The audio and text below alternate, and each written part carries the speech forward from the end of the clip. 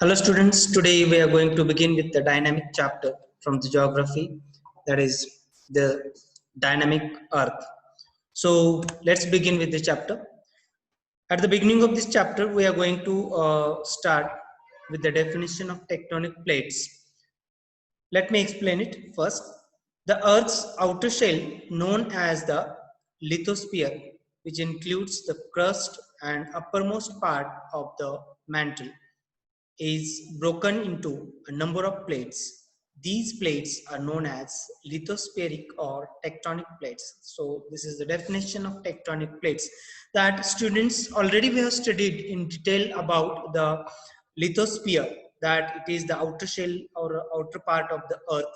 So tectonic plates are nothing but these are the outer parts of the land, and these are generally broken into the number of pieces. So that pieces of these broken lithosphere is known as the tectonic plates.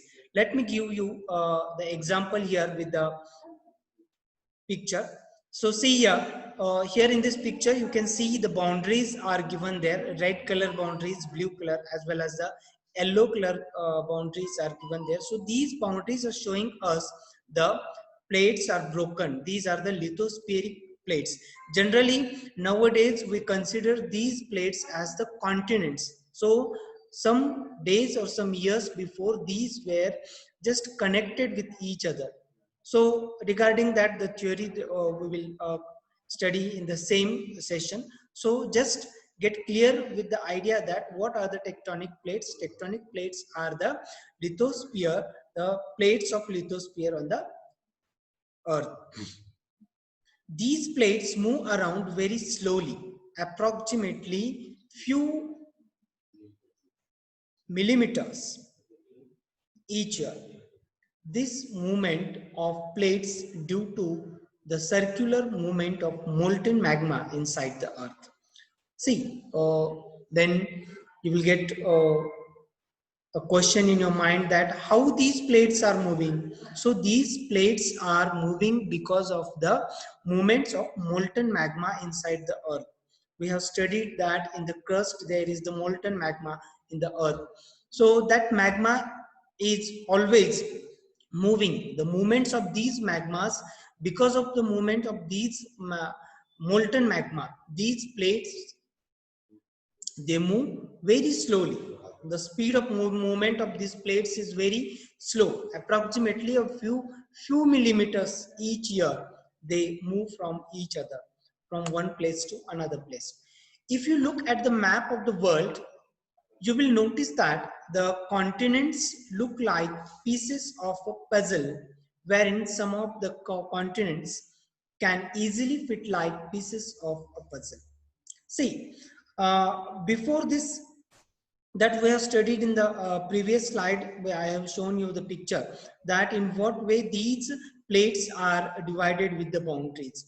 So if you look at towards the map, the world map, you can see that the continents, they are divided like a puzzle.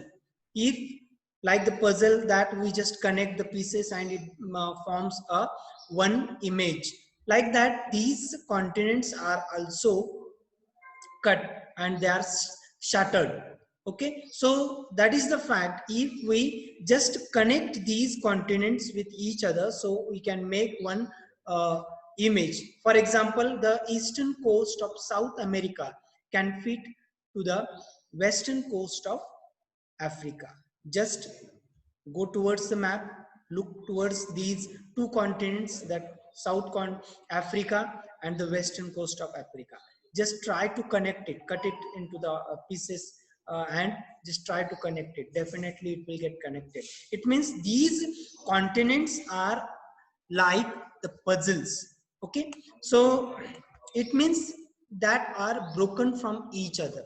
So related that one theory, it was presented by Alfred Wegener in 1915.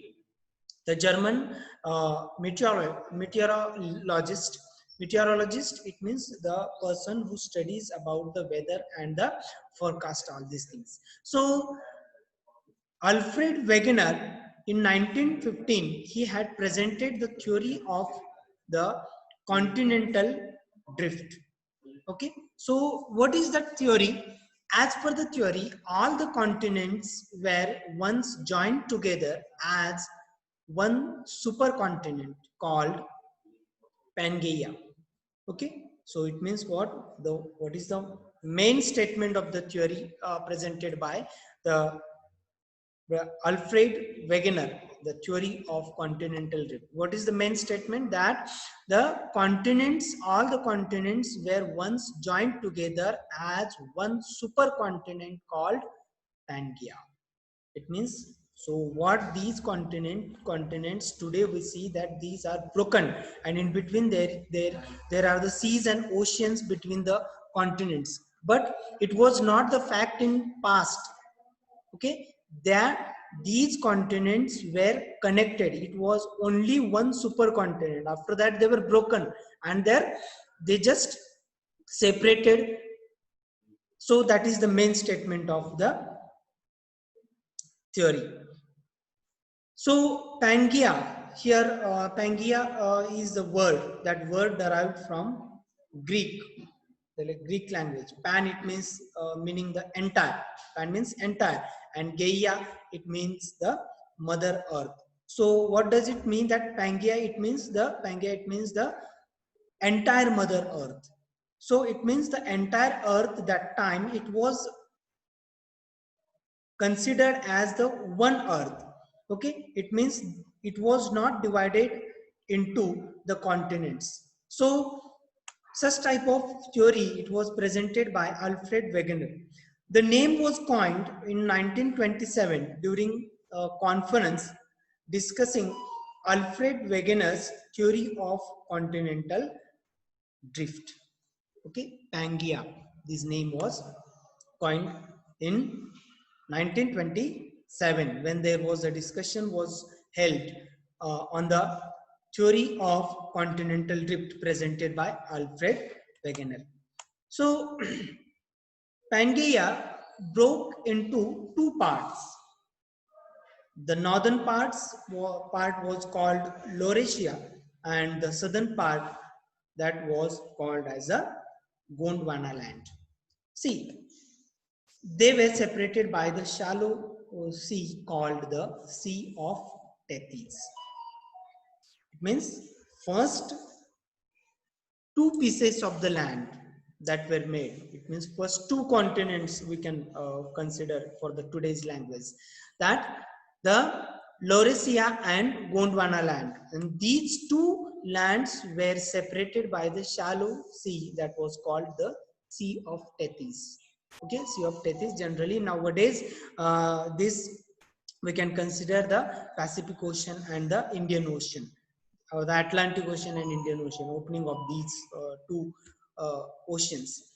Tethys, generally it is considered as the goddesses of the seas or oceans. So these two, it means the one land was here broken into two pieces with the Sea of Tethys. That is the first breakage of land where the two continents were created, named as Laurasia and the Gondwana land. Then later, both these continents broke into large pieces of land and slowly drifted away from continents as we know them today. It means gradually this land is divided into the pieces, and total pieces today we can see that one piece we call as a continent. It means there are the 7 pieces of this land, and it was the land, it was broken into the 7 pieces and it drifted, okay, away from each other. And today we know that these are the 7 continents of the world. Initially the scientific community rejected the theory outrightly. Okay, it means many of the scientists, they opposed this theory because it would not happen like that, the opinion it was presented by the other scientists. So it is not possible that land piece it gets drifted from one place to another. It was not believable like that the other scientists or other geologists had presented their views. But in 1950s, the study of Earth's magnetic properties provided the new evidence in support of the continental drift theory. Okay, it means the magnetic properties of the Earth. Okay, so it means the Earth has the power to the gravitational force. We can say that the Earth has a power to drag something.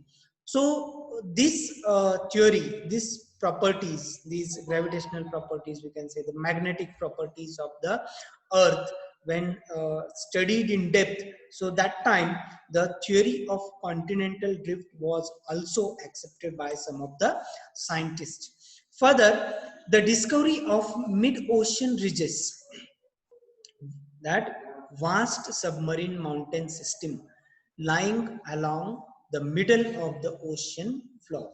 Ridges, it means the mountains in the ocean that are called the ridges. So when the geologist found such type of ridges in between and in the middle of the seas or oceans that revealed the sea floor were spreading by a few centimeters every year. So it can be depicted very clearly in the picture here I have presented in front of you, that you can see here in this picture. It is the picture of the seashore, and here the movement of the earth, the sea floor, it is found here. Okay, in detail further in the same session we are going to study about the movements of these lithospheric plates. But here, to get you understand, here look at the picture, that in what way here the land is stretched. Okay, the floor, sea floor is stretched. Okay, and this invention or this discovery, it's supported to the theory of the plate movement of plate, or the theory of continental drift. So theory of plate tectonics, in this further we are going to study. It is believed that the tectonic or lithospheric plates that are composed of irregularly shaped large slabs of rock constantly move near the earth's surface on the semi-liquid layer known as the asthenosphere. So I will show you here the picture of asthenosphere. Asthenosphere, here in this picture you can see here this brown color portion of this slits of the earth. These are the asthenospheres. Okay, so these are the semi-liquid rocks. Okay, these are the semi-liquid rocks, and above them these here are, this is the lithosphere. So it's obvious that everything, whatever you just put on the liquid, it will float. So this lithosphere, these pieces of lands are floating over the semi-liquid portion below them, that is known as the asthenosphere. And because of that, it is considered in the theory of continental drift that these pieces of land are drifted, or these are moving from place to place. Thus, the theory of continental drift and the study of Earth's magnetic properties eventually became the base for the theory of plate tectonics.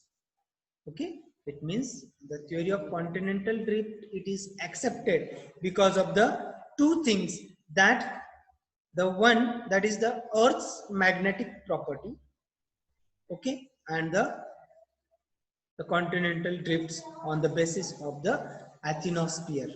Okay, so considering this or accepting this theory of continental drift, that 7 major and some minor plates, they together, these are found in the world, that constitute the whole surface of the earth. Okay, so which are that plates? The 7 major plates: Eurasia plate, Eurasian plate, African plate, uh, Indo-Australian plate, then the Pacific plate, North American plate, South American plate, and the Antarctic plate. So these are the 7 major plates that are found here on the surface of the earth. Some of the important minor plates, Arabian plates are there, Philippines plate is there, Cocos plate, Nazca plate, Caribbean plate, and the Scotia plate. These are the minor plates that are found on the surface of the earth. So after studying in deep about the continental drift, the theory of the continental drift, just we are going to turn towards in a deep study of the plate movements. So as obvious that we have studied this theory that is based on the movement of the plates. So here, so movements of the plates we are going to study in the detail. Let's begin with the plate movement. Even though the plates move, the actual deformity occurs along the boundaries, that is borders between the two tectonic plates. See, here, look at this picture. In this picture, in this map, I have shown you the borders of the tectonic plates. See, here, when these tectonic plates are moving away from each other or coming in contact with each other, it makes differences in their boundaries. It makes the deformity of their boundary. It means boundary get changed. Okay, obvious, if we cut one piece into the two pieces, it creates the new two boundaries. Is it? The same is here. When the lithosphere or the surface of the earth is cut into the two pieces, it has created the new two boundaries. Okay. Then the most of the major geological events such as earthquakes occur at the boundaries when where massive pieces of the earth's crust interact with each other. Okay, massive pieces of the earth's crust inside the earth. Okay, massive pieces, it means that these pieces of the earth inside, why these are moved? Because of the movement of the molten magma. So the force is created from the crust. Okay, massive force is created, and because of that these geological events are happened like the earthquakes. Okay, so the pressure or the force, it is created in the inside the crust of the earth, and it is transferred towards the surface of the earth. So because of that these geological events like earthquakes are created, and because of that the plates move from one place to another. All tectonic plates move, but they move in different directions. Okay, so there are generally three directions in which these plates move. That the first one is the uh, some plates they move towards each other, some away from each other, and some they slid past each other. So here I have shown you the picture here. So let's just have a look towards this picture very carefully. One by one I will explain you the movements of the plates. See here, the first one here, it is shown that towards each other. It means it is shown in the middle picture, that when the two tectonic plates they move each other. Okay, then the second, away from each other. It means these two tectonic plates they are passing away from each other, so they are going away from each other. And the third one is that they slid past each other. It means they are passing away from each other. It means like when the two buses passing away from each other on the road, we can see that this such type of movement is happening. Okay, so these are the three ways in the plate moves. Based on the differences of this movement, we can group the tectonic plate boundaries into three main categories. So which are that categories that we will see? The first one is the uh, divergent plate boundaries, where plates pull away each other. Okay, pull away each other. It means these are the divergent movements. Okay, they move away from each other. Okay, the first picture it is shown here. Then the second, that is the convergent plate boundaries, where plates move towards each other. The second picture it is shown there, that is known as the convergent plate movement. The first we have studied divergent plate movement, the second is the convergent plate movement, and the third one, that when these tectonic plates slid past each other, so that movement is known as the transform plate movement. So the movement of the lithospheric plates causes changes in the surface of the earth. It's obvious that these movements are the part of surface of the earth, lithosphere.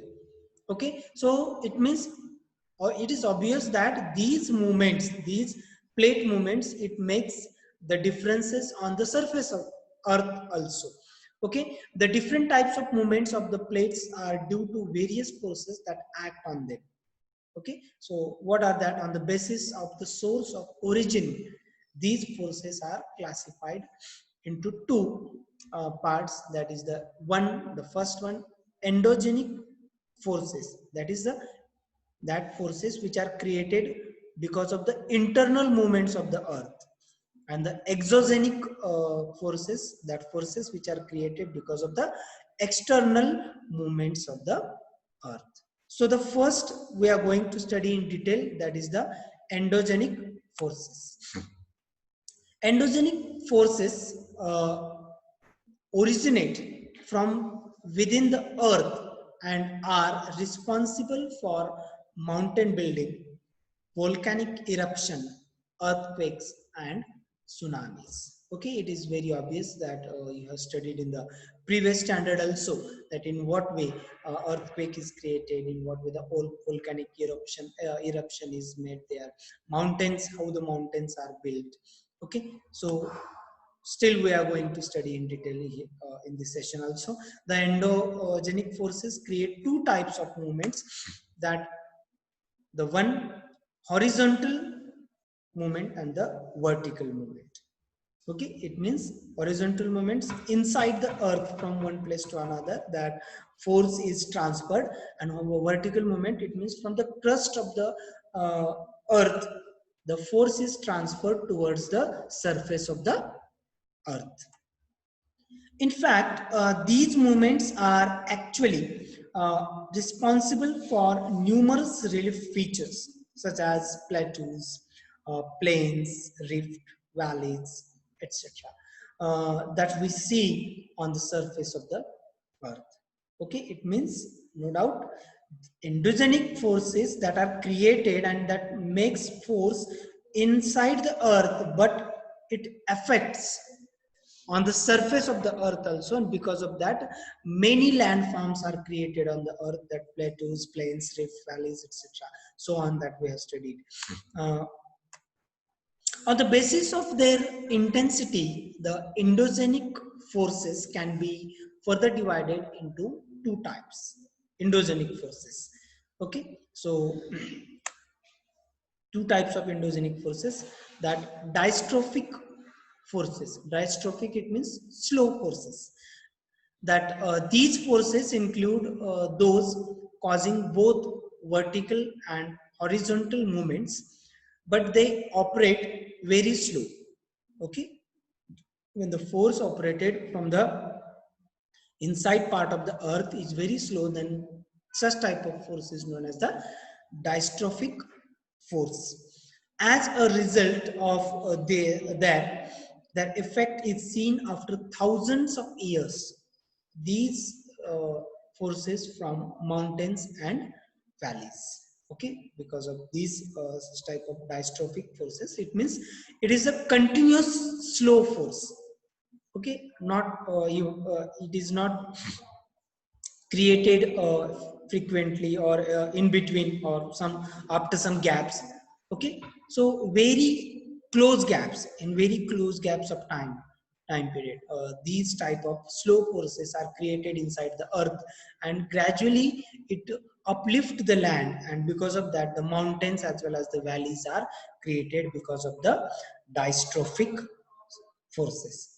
Then the sudden forces, these forces are sudden and cause enormous destruction.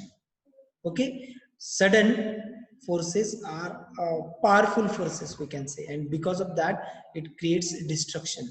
They are responsible for massive events such as volcanic eruption, earthquakes. Okay, and as we know that in what way earthquake makes the damage over here.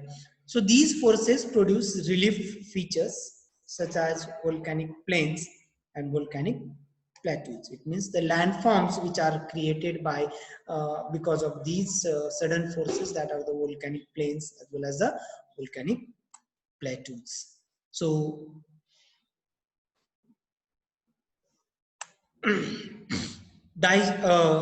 tropic slow forces that already we have studied, the effect of slow movements can be seen in the form of foundation of mountains, continents on the earth's crust.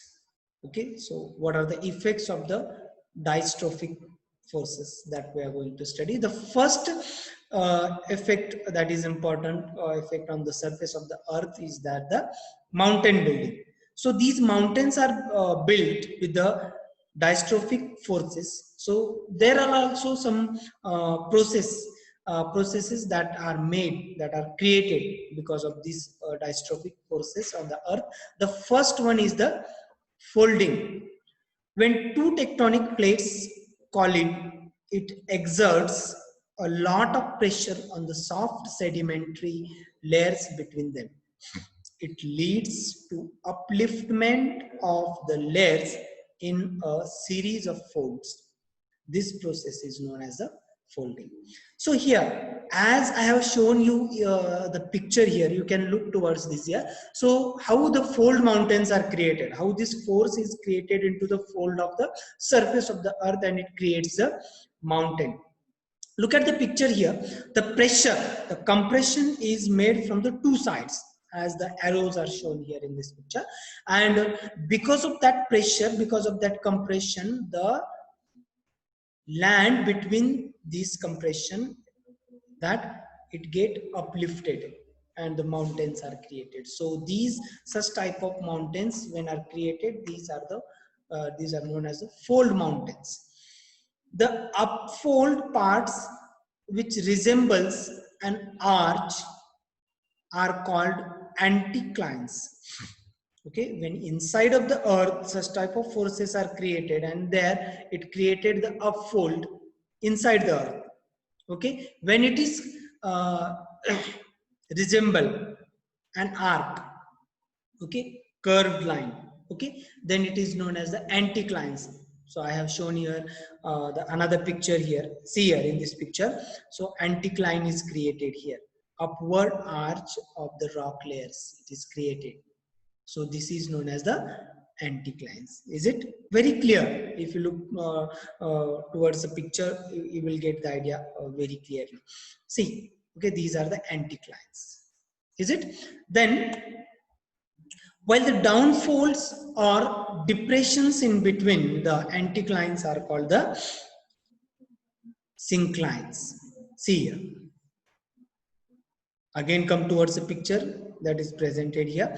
See here, the syncline. It means here what is happened, because of the pressure from the two sides, the portion of the land, it is here downfolded. Okay, and it is created one curve, downfolded curve. So downfolded curve, it is known as the syncline, and upfolded curve, it is known as the anticline. So these sides of the folds are called the limbs. Okay, these two sides of the pressure, from where the pressure is created, that are called the limbs. In fact, these forces are responsible for mountain formation of some of the greatest mountain chain in the world. That example of these fold mountains, such as the Appalachian mountains, then the Rockies mountain in USA, the Himalayas. These are the better examples of fold mountains. Then the Alps mountain in Europe, the Ural mountains which separates the Europe and Asia. Then such type of mountains that are called the fold mountains. Depending on the intensity of the forces of compression, different kinds of folds are formed. Sometimes the main anticlines and synclines have numerous minor folds. Okay, smaller anticlines or smaller synclines we can say. Is it in between them? These are known as the anticlinorium and the synclinorium. Okay, see here. The another process of that is created with the slow forces, dystrophic forces, that is the faulting. So what is faulting? Faults appear when the plates are subject to express stress that causes fracture and fissure in the Earth's crust. See, when it causes the pressure from the two sides, it causes the fracture.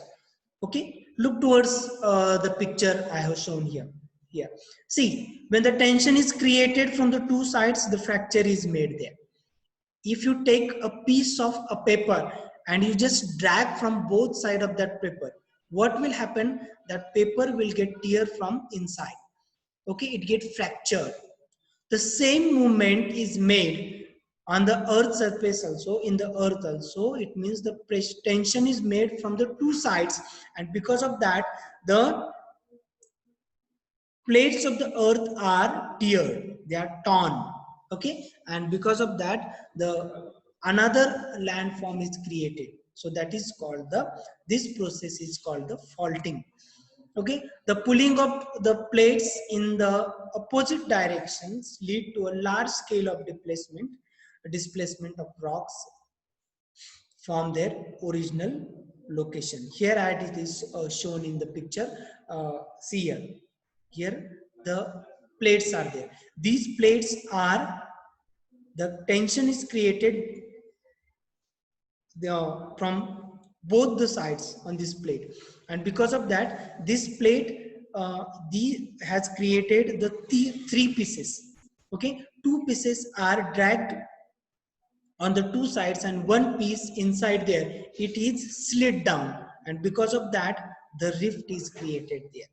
Okay, so such type of movement is called the faulting.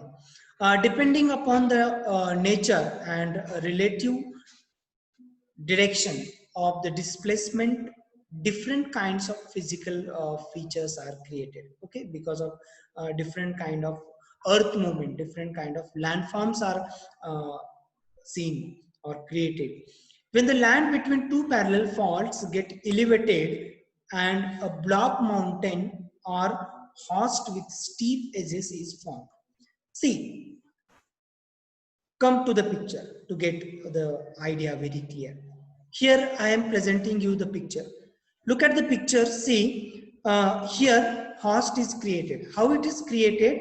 It means from the both side the land is slid down.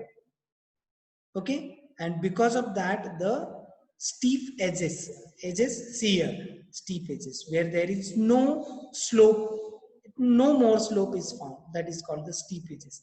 Such type of steep edges, vertical edges we can say.